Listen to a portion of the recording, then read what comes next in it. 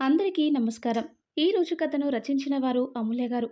అవని పెద్దగా ప్రమాణం చేసి వెనక్కి తిరగగానే ఆకాష్ అక్కడ చేతులు కట్టుకొని అవని మొహం వైపు సీరియస్‌గా చూస్తూ ఉన్నారు. అవని చాలా హుషారుగా వెనక్కి తిరిగిందేమో ఆకాష్‌ని చూడగానే అలాగే పడిపోయింది. ఆకాష్ తననే చూస్తూ గదిలోకి వచ్చాడు. అవని పాపం నోట్లో మాటలేక అలానే చూస్తూ ఉండిపోయింది. ఆకాష్ అవనికి చెయ్యిచ్చాడు. అవని అలానే చూస్తూ ఉండటంతో చేతులతో 2 భుజాలు పట్టుకొని పైకి లేపి నించోబెట్టాడు. అవని అలాగే చూస్తూ ఉంటుంది. ఆకాష్ మొహం మీద చిటికె వేయటంతో ఈ లోకంలోకి వచ్చి ఆకాష్ వైపు మళ్ళీ చూడసాగింది. ఆకాష్, ఏం చెప్పావిందాక? అవని అది అంటే చేతులు నలుపుకుంటూ ఆకాష్ గట్టిగా నవ్వుతూ, ఏంటి చిట్టి ఆ వర్డ్స్? నేను ఫస్ట్ టైం వింటున్నా. అసలు నాకు ఆ వర్డ్స్ మీనింగ్ ఏంటి అని థింక్ చేయడానికి కూడా బ్రెయిన్ అగ్రి చేయట్లా. అలా ఉన్నాయి. ఏం చెప్తున్నావు? ఏదైనా ఫిల్మ్‌లో డైలాగా? అవని కాస్త ఊపిరి పీల్చుకొని మనసులో హమ్మయ్య! మహానుభావుడికి సగం తెలుగే వచ్చు అన్న విషయం కంగారులో మర్చిపోయాను. అయినా ఇప్పుడెలా? సినిమా అంటున్నాడు. ఏ సినిమా చెప్పాలి? అసలే మా రైటర్ పాప సినిమాలు అస్సలు చూడదాయె. ఇక నేనెక్కడి నుంచి చెప్పేదిరా బాబు! అప్పుడు రైటర్ పాప, అదేంటి బేబీ ఎలా అంటావు? నీకోసమే గదా మొన్న మణికర్ణిక చూశాను. అసలే ఫస్ట్ టైం ఎంత భయమేసినా నీకోసం చూశాను అని అంటుంది. అప్పుడు అవని, మా గొప్ప సినిమా చూసావే. సడన్‌గా ఏదో ఐడియా వచ్చిందానిలా, "ఆ! ఆ! అది మా ఊర్లో ఇంతకుముందు ఒక నాటకం జరిగిందిలే. ఝాన్సీ లక్ష్మీబాయి గురించి. ఆ నాటకంలో డైలాగ్ అంతే." చేతిలో ఉన్న పవిట చెంగుని నలిపేస్తూ ఆకాష్, "ఓ అంతేనా?" అంటూ తన చెయ్యి ముందుకు పోనిచ్చాడు. అవని కంగారుగా చూసింది. ఆకాష్ తన చెయ్యిని అవని నుదురుపై వేసి చెమటను కర్చీఫ్‌తో తుడుస్తూ, "ఏంటి చిట్టి అంత టెన్షన్‌గా కనిపిస్తున్నావు? ఏంటి స్వెట్ ఏంటి?" అవని అతని స్పర్శకు తనలో కలిగిన అలజడిని పరిశీలిస్తూ, "ఏం లేదు, ఫ్యాన్ ఆన్ చేసుకోలేదుగా అందుకే" అంటుంది. "సర్లే, అంకుల్ అవనిని పిలుస్తున్నారు. అందరూ అక్కడ మామ్ డాడ్‌తో మాట్లాడుతూ బిజీగా ఉన్నారు. మామ్ ఏమో అవనిని చూడాలి అంటుంది. అందుకే నువ్వు కాస్త అవనిని పిలుచుకురా" అని చెప్తాడు ఆకాష్. "ఆ! అంటే అది మీరేమైనా మీ అమ్మ నాన్నతో మాట్లాడాలా?" అని అడుగుతుంది అవని. "అదేం లేదే" అని చెప్తాడు ఆకాష్. "మా అమ్మ నాన్నలు మాట్లాడేశారా?" అని అడుగుతుంది అవని. అందరూ అయిపోయారు. అవని మాత్రమే ఉంది. ఆ మహాతల్లిని కూడా పిలిచావనుకో, మాట్లాడించి నిన్ను ఇంట్రొడ్యూస్ చేస్తా నా న్యూ ఫ్రెండ్ అని. అవని మనసులో అవనిగా నేనే మాట్లాడి, చిట్టిగా నేనే మాట్లాడి, ఛీ నా బతుకు అనుకొని బయటికి మాత్రం అంటే అవని మరేమో వాళ్ళ ఇంట్లో వాళ్ళ మీద మౌన పోరాటం చేస్తుంది. కాబట్టి గదిలోంచి బయటికి రాదు. మీరు ల్యాప్‌టాప్ ఇక్కడికి ఇస్తారా? నేను అవని ఇద్దరం మాట్లాడేస్తాము. ఆకాష్ కొంచెం అసహనంగా సర్లే అని ల్యాప్‌టాప్ తెచ్చి ఇచ్చి తను మాట్లాడకపోయినా నువ్వు మాత్రం మాట్లాడు అని గట్టిగా చెప్పి వెళ్ళిపోయాడు. వెళ్తున్న ఆకాష్‌ని నాలుక బయటపెట్టి వెవ్వెవ్వే అని వెక్కిరించబోయింది. అంతలో ఆకాష్ వెనక్కి తిరగడంతో బయట పెట్టిన నాలుకను సడన్‌గా వెనక్కి లాగలేక ఆ నాలుకను ముక్కుకు తగిలిస్తున్నట్టు నటించింది. అది చూసి ఆకాష్ నవ్వుకుంటూ వెళ్ళిపోయాడు. ఆకాష్ వెళ్ళగానే తలుపు దగ్గరికి వేసి ల్యాప్‌టాప్ ఆన్ చేసింది. అంజనాదేవిని, వెంకట్రావు గారిని చూసి నమస్కారమండి అనగానే వాళ్ళు ఒకేసారి నమస్కారం అన్నారు. అంజనాదేవి, బాగున్నావా అమ్మా? అప్పుడు అవని బాగున్నా అండి అంటుంది. మా వాడు నచ్చాడా నీకు? అవని ఏం మాట్లాడకపోవడంతో అప్పుడు వెంకట్రావు, పర్లేదమ్మా, నీ మనసులో ఏముందో అది నిస్సంకోచంగా చెప్పు. నీకు నచ్చితేనే ఈ పెళ్ళి. నీకు అబ్బాయి నచ్చలేదా అని అడుగుతాడు. అవని మనసులో, పక్కన వాళ్ళు ఇచ్చినంత చాయిస్ కూడా నాకు మా వాళ్ళు ఇవ్వడం లేదే. బయటికి మాత్రం అలాంటిదేం లేదండి అని చెప్తుంది. అప్పుడు వెంకట్రావు, వాడు మాకు ఒక్కడే పిల్లాడు. అందుకే అతి గారాబంగా పెంచింది వాళ్ళమ్మ. కానీ నేను కాస్త స్ట్రిక్ట్‌గానే పెంచాను. వాడి మీద నాకు నమ్మకం ఉంది. వాడిది చాలా మంచి గుణమమ్మా. ఎదుటివారు నొచ్చుకుంటారని అనుకుంటే వాడు మాట్లాడడు. కానీ వాడు ముందు వెనక ఆలోచించకుండా మాట్లాడుతున్నాడు. అంటే అది ఖచ్చితంగా వాడి మనసుకు నచ్చిన వారితోనే అయ్యుంటుంది. కాబట్టి వాడు నీతో అలా ఎప్పుడైనా మాట్లాడితే వాడిని అర్థం చేసుకోవడానికి ట్రై చెయ్యి.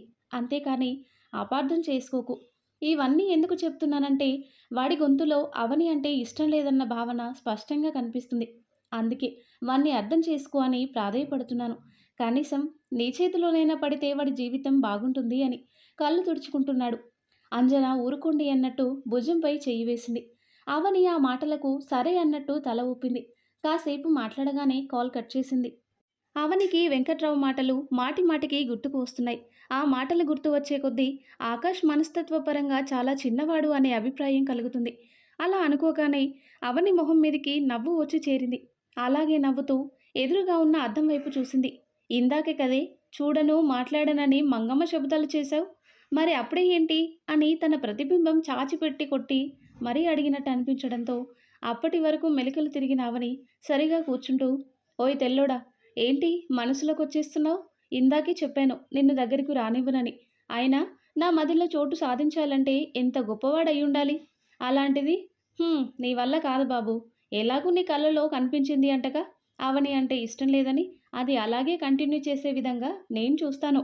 నువ్వు అదే రేంజ్‌లో మెయింటైన్ చెయ్యి అని ల్యాప్‌టాప్ పక్కన పెట్టి పడుకుంది. పచ్చని పొలాలు, ఎత్తైన కొండలు, చల్లని సెలయేరుల మధ్యన డ్యూటీ చేయడానికి వచ్చిన మన సూర్య సార్ ఆయనతో పాటు ఒక సరికొత్త ఉదయాన్ని కూడా బోనస్‌గా తెచ్చాడు. కిరణాలనే చేతులతో మన హీరో గారికి గిలిగింతలు పెడుతూ ఉండగా, వాట్ ఈస్ దిస్ అంటూ కొత్తగా చెయ్యి అడ్డు పెట్టుకొని లేచాడు ఆకాష్. ఉదయించిన సూర్యుడిని ఆ పొలాల మధ్య కొత్త పెళ్ళికొడుకుని బంధువులు చూస్తున్నట్టు చూస్తూ, ఏంటి సన్ ఈరోజు బాగా కనిపిస్తున్నాడు అనుకున్నాడు. మన బాబు ఉదయాన్నే సూర్యుడిని చూసి ఎరగడు కదా. మీరు చూసారా ఎంత హ్యాండ్సమ్‌గా ఉంటాడో. కిరణాలు అలా ముద్దాడటం ఎన్నడూ ఎరగని ఆకాశ్ మొహానికి అడ్డుపెట్టుకొని ఉన్న చేతిని తీసి కళ్ళు మూసుకొని కాసేపు అలాగే కూర్చున్నాడు. తర్వాత లేచి స్నానం చేసి అలవాటుగా మెయిల్స్ చెక్ చేయడానికి ల్యాప్టాప్ కోసం అని చూశాడు. అక్కడ లేకపోవడంతో రాత్రి అవనికి ఇచ్చిన విషయం గుర్తొచ్చి తీసుకోవడానికి తన గది వైపు అడుగులు వేశాడు. తలుపు తడదామని చెయ్యానిస్తే తలుపు తెరుచుకుంది. తెరుచుకోగానే అప్పుడే బొజ్జ నిండా పాలు తాగి పడుకున్న చిన్న పాపాయిలాగా అవని నిదురుతుండడం చూసి తలుపు తట్టకుండా లోపలికి వెళ్ళడం భావ్యం కాదని తెలిసినా నిద్రపోతున్న అవనిని లేపటం ఇష్టం లేక వెళ్ళి ల్యాప్టాప్ తెచ్చుకుందామనుకొని లోపలికి వెళ్ళాడు. ల్యాప్టాప్ తీసుకుని వెనుతిరిగేలోపు అవని మొహం చూసి ఆగిపోయాడు. మొహంలోని ఆ అందాన్ని చూసిన వెంటనే తనని తాను మర్చిపోయి ల్యాప్టాప్ పక్కన పెట్టి అవని మొహం మీదికి వంగి అవని మొహాన్ని ముద్దాడుతున్న ముంగురులను సుతారంగా మునివేళ్లతో వెనక్కి నెడుతూ ఆ వదనాన్ని అలా చూస్తూ ఉండిపోయాడు. అప్పుడు ఆకాష్, ఏమైంది నాకు? ఎందుకు నువ్వు నాకు ఇలా నచ్చేస్తున్నావు రోజురోజుకి? నీలో ఉన్న అందం పెరుగుతుందా? లేదా నా విజన్ సరిగ్గా అవుతుందా? నిన్ను చూశాక అవనిని చూడాలి అన్న ఆశే లేదు. కానీ మామ్ డాడ్ కోసం ఇలా ఉండాల్సొస్తుంది. అలా తనకు తెలియకుండానే మాట్లాడుతూ అవని కళ్ళను ముద్దాడడానికి ముందుకు వస్తాడు. అప్పుడే బద్ధకంగా ఒళ్ళు విరుస్తూ తామరలు తమ పతి దేవుడైన ఆదిత్యుని కోసం విచ్చుకున్నట్టు కళ్ళను తెరిచింది. అంతే. అంత దగ్గరగా ఉన్న ఆకాష్ని చూసి అరవబోతూ ఉండగా తేరుకున్న ఆకాష్ అవని నోరు మూసేసి, చిట్టి స్టాప్, ఎందుకు అరుస్తావు? నేనే. అవని అలియాస్ చిట్టి కళ్ళు ఆల్చిప్పల్లా తెరిచి చైతి అన్నట్టు సైగ చేసింది. ఆకాష్ చేయి తీయగానే, ఇక్కడేం చేస్తున్నారు మీరు? అంది నిద్రలో చెరిగిన పవిట సరి చేసుకుంటూ అవని. ఆకాష్ ఒక్కసారిగా పైకి లేచి పక్కకు చూస్తూ, అంటే ల్యాప్టాప్ ఇక్కడే పెట్టి వెళ్ళిపోయానుగా, అది తీసుకుందామని వచ్చాను. కానీ చెప్పకుండా తీసుకుంటే నువ్వు టెన్షన్ పడతావని అంటాడు ఆకాష్. అప్పుడు అవని, అవునా, సారీ, తీసుకొద్దామని అనుకున్నా కానీ నిద్ర పట్టేసింది. ఆకాష్ ఏం మాట్లాడకుండా ల్యాప్టాప్ తీసుకొని వడివడిగా వెళ్ళిపోయాడు. అవని, ఏంటో ఈ మనిషి అనుకుంటూ బాత్రూంలోకి దూరింది. స్నానం చేసి కిందికి రాగానే నీలిరంగు టీషర్ట్, బూడిద రంగు ప్యాంటు వేసుకున్న ఆకాష్ కనబడగానే తనకు తెలియకుండానే నవ్వుతుంది పలకరింపుగా. అప్పటి వరకు ఏదో తప్పు చేశానేమో అన్న భావనతో ఉన్న ఆకాష్కి ఆ నవ్వు అజీర్తితో ఇబ్బంది పడుతున్న వాడికి ఈనో దొరికినంత హాయినిచ్చింది. ఇద్దరూ టిఫిన్లు ముగించాక రామచంద్రరావు గారు అవనితో ఆ అబ్బాయిని మన పొలాల వైపు తీసుకెళ్ళు అని అనగానే సరే అంటూ కదిలింది. ఆకాష్ని నడిపించుకుంటూ వెళ్ళాలి.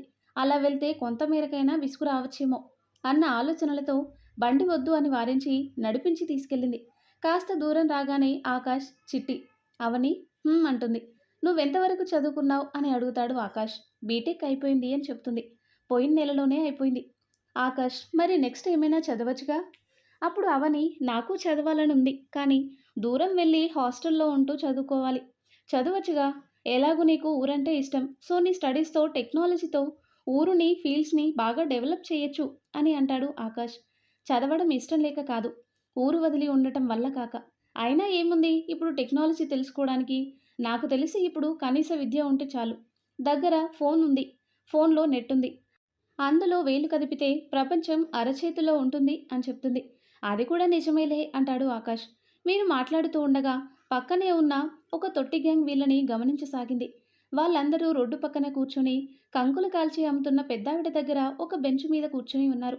అందులో ఒకడు, రేయ్ నాని, చూసావా నీ అవ్ని ఎవరినో వెనకేసుకొని తిరుగుతాంది. అన్నే మొన్న కూడా బండ్లో వెనక కూర్చోబెట్టుకుని వస్తాంది. బాయ్ ఫ్రెండో ఏమో. ఈ నాని ఎవరో గుర్తున్నాడా? అదేనండి. ఎపిసోడ్ 2లో అవనికి ఐ లవ్ యూ అని చెప్పాడుగా ఆ ఎదవ. నాని, అరే ఏంట్రా? ఏమంటున్నావురా?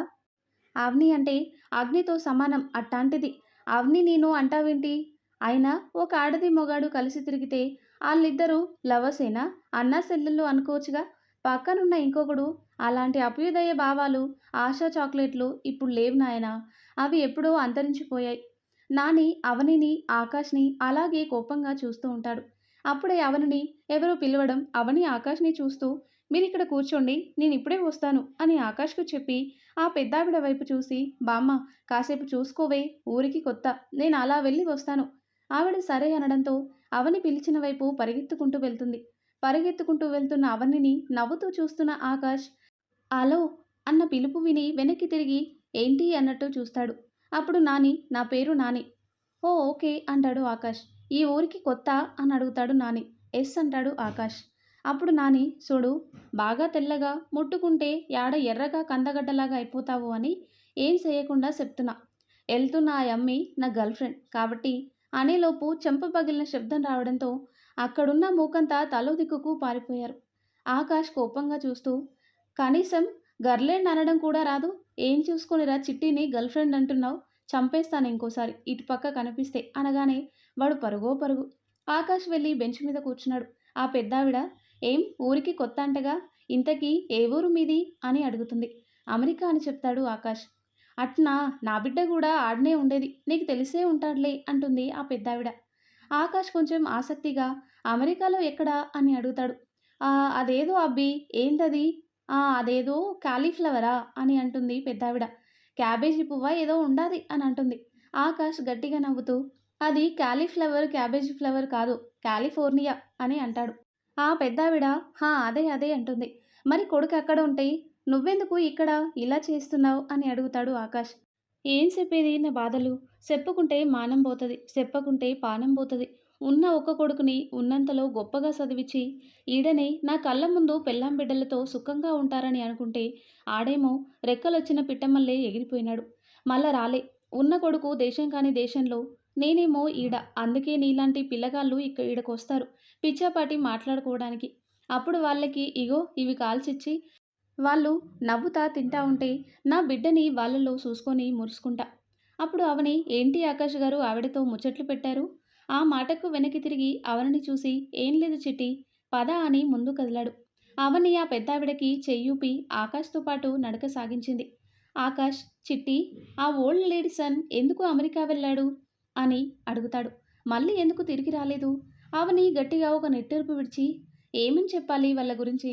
సంపాదనంటూ పొట్ట చేత పెట్టుకొని కానీ పెంచిన తల్లిదండ్రులను వదిలి దేశం కాని దేశం వెళ్ళి అక్కడే స్థిరపడి వాళ్ళేమో అక్కడ భార్యాబిడ్డలతో సంతోషంగా ఉంటే ఇక్కడ వారిని కన్న తల్లిదండ్రులు పిల్లలను మనవలను కల్లారా చూసుకోలేక నిత్యం తప్పించిపోతూ ఉంటారు. వాళ్ళు ఇక్కడికి రారు. వీళ్ళు అక్కడికి వెళ్ళలేరు. ఆకాష్కి అవని మాటలు వినగానే తాను చిన్నప్పటి నుంచి మామ్ డాడ్ గొడవ పడ్డప్పుడు మామ్ డాడ్తో అనే మాటలు గుర్తొచ్చాయి.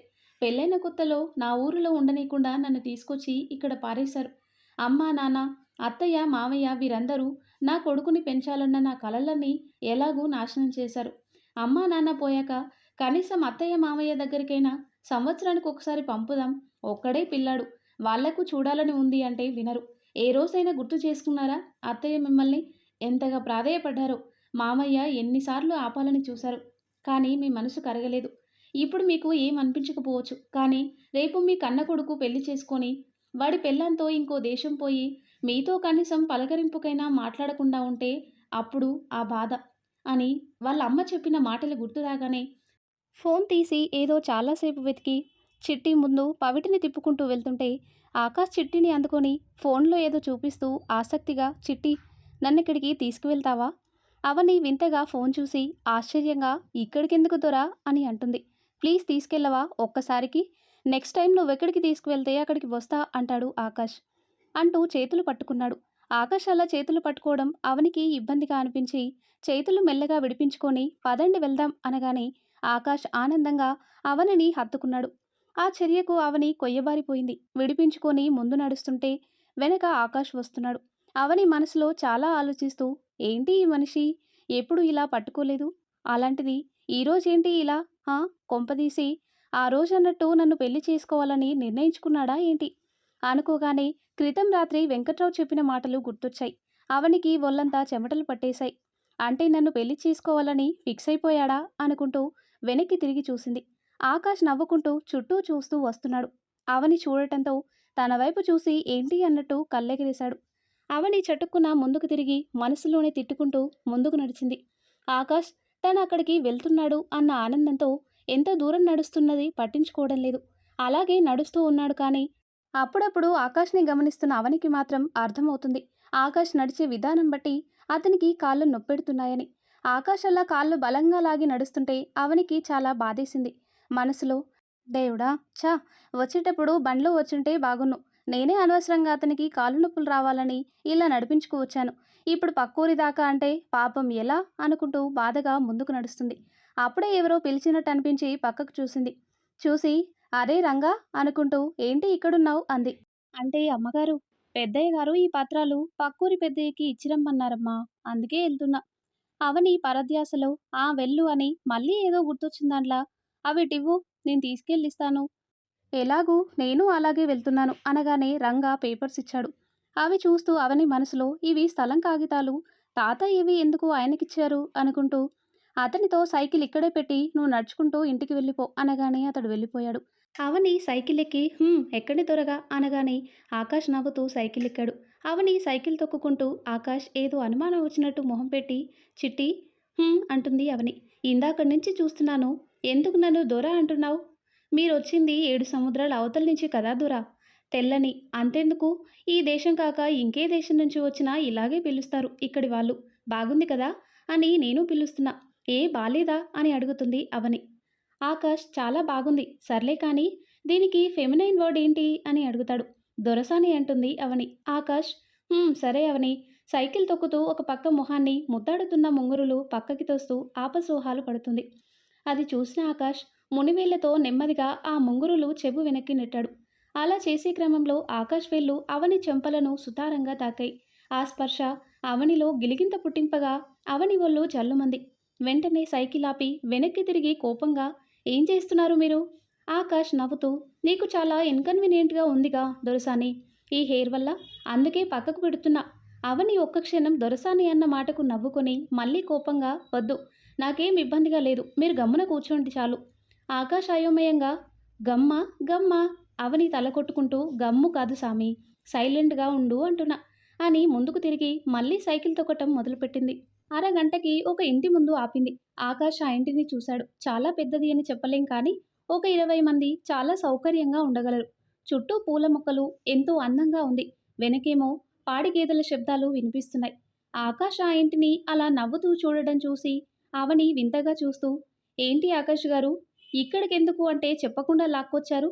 ఇప్పుడేమో మీలో మీరే పెళ్లి కొడుకును చూసి సిగ్గుపడే పెళ్లి కూతురులాగా ముసిముసి నవ్వుకుంటున్నారేంటి? ఆకాష్ ఏం పలకకపోవడంతో ఏంటో ఈ మనిషి అనుకొని వెళ్ళి కాళ్ళు కడుక్కొని ఆకాష్ని బలవంతంగా లాక్కొచ్చి నీళ్ళిచ్చింది కాళ్ళు కడుక్కోమని చెప్పి. ఆ తర్వాత ఏం జరిగిందో, ఆకాష్ అసలు ఆ ఇంటికి ఎందుకు అవనిని తీసుకువెళ్ళమన్నాడో నెక్స్ట్ వీడియోలో తెలుసుకుందాం. ఎంతో ఇంట్రెస్టింగ్గా ఉండే ఈ స్టోరీ నెక్స్ట్ పార్ట్స్ కోసం ఈ వీడియో లైక్ చేసి మన ఛానల్ని తప్పకుండా సబ్స్క్రైబ్ చేయండి. Thanks for watching.